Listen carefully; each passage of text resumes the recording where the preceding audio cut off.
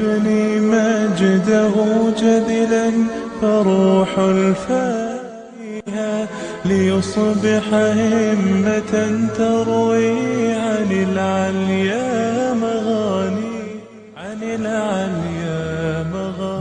Assalamu alaikum wa rahmatullahi wa barakatuh.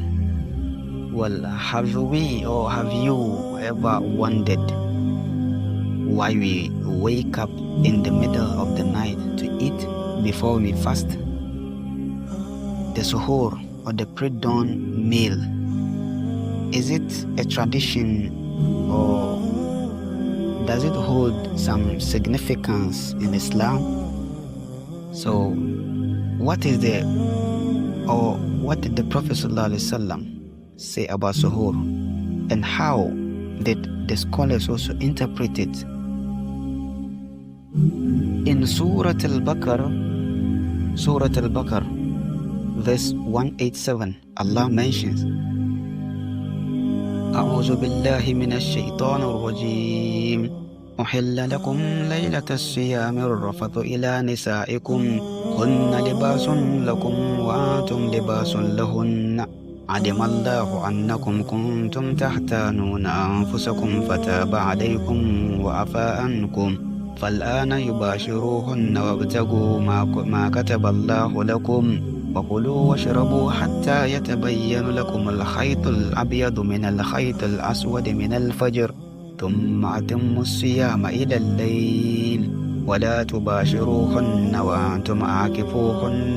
وأنتم عاكفون في المساجد تلك حدود الله فلا تقربوها كذلك يبين الله آياته للناس لعلهم يتقون. الله أكبر.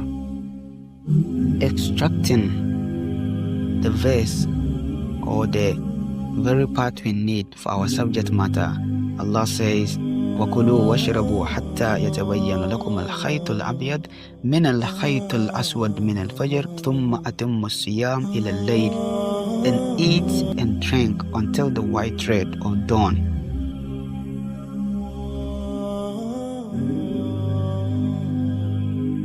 Until the white thread of dawn becomes distinct or becomes different from the black thread of night. Then you complete the fast until the sunset. So this verse highlights that it is even ordained by Allah that eat and drink until the white thread, clearly allows for eating before dawn and highlighting the importance of Suhoor. But it goes beyond just permission. The Prophet ﷺ actively promoted it as a special and cherished tradition within the Muslim Ummah. Also, we emphasize that this meal is divinely ordained. It provides believers with physical nourishment. It gives strength and spiritual readiness to face the day's fast. The symbol of the white thread mentioned in the verse serves as a precise marker, a time frame that you must eat before beginning the day with fasting. This ensures that the meal is taken before the commencement of the fast. See how beautiful Islam is. So imagine this: the night is very calm, the stars still twinkle above. The world seems to pause in a moment of serenity, but you rise before the break of dawn, knowing that the meal before you is not just food. It's not just food. It's a source of barakah, source of blessing. It's an act of obedience, readiness to sacrifice, and a moment where angels even pray for you. Do you know about the hadith? So there are various hadith, the narrations of Prophet ﷺ, that he emphasized the importance of Suhoor in multiple narrations. Amongst them, Prophet ﷺ says, Suhoor gives barakah, it gives blessings. He says, Tasaharu fa'inna fi saharu fa'inna fi suhoor barakatan. He said, eat suhoor, eat the pre-dawn meal to begin the fast, for indeed there is a blessing in it. So this is not just a tradition, Again, the Prophet ﷺ says,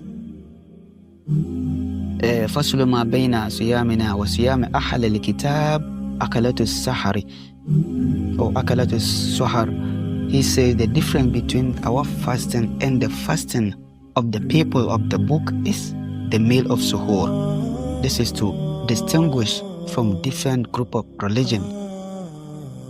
Again, the Prophet ﷺ says, إِنَّ اللَّهَ وَمَلَائِكَتُهُ يُصَلُّونَ عَلَى الْمُتَسَخِّرِينَ Allahu Akbar. He says, indeed, Allah Azza wa Jal and His angels send blessings upon those who take Suhoor. Beautiful. So imagine, by simply waking up and having Suhoor, you are being prayed for by the angels themselves. Subhanallah, by Allah.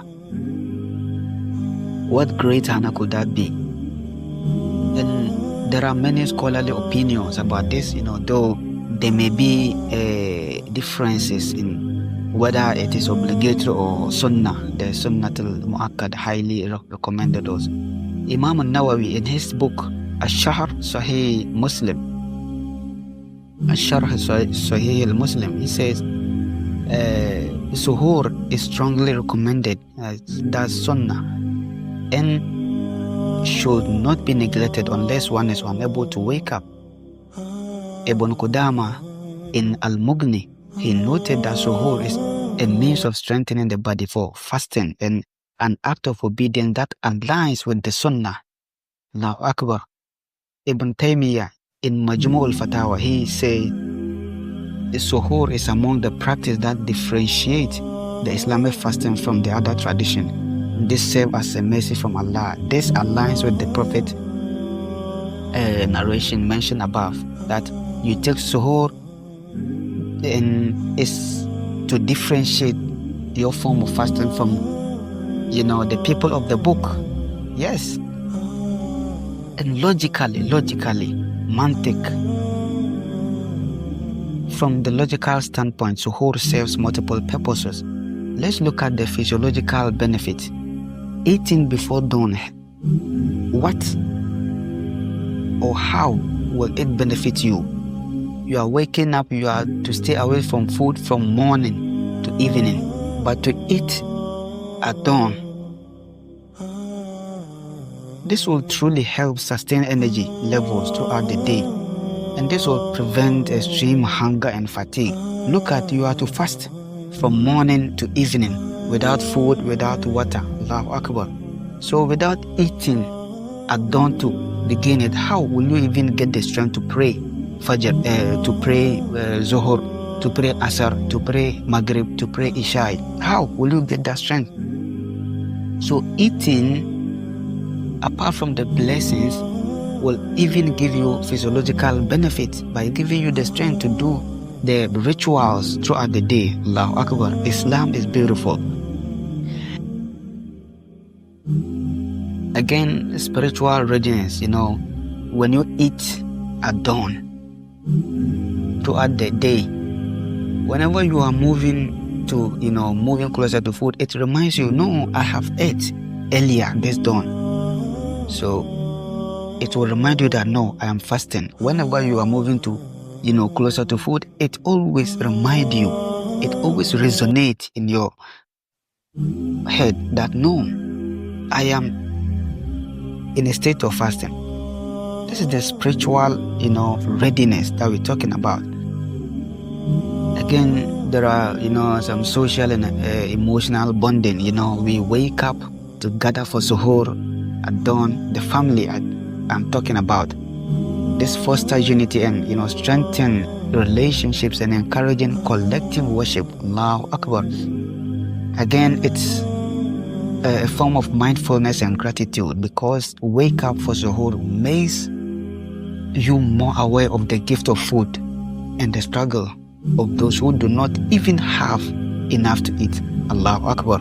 Assalamu alaikum wa rahmatullahi wa barakatuh.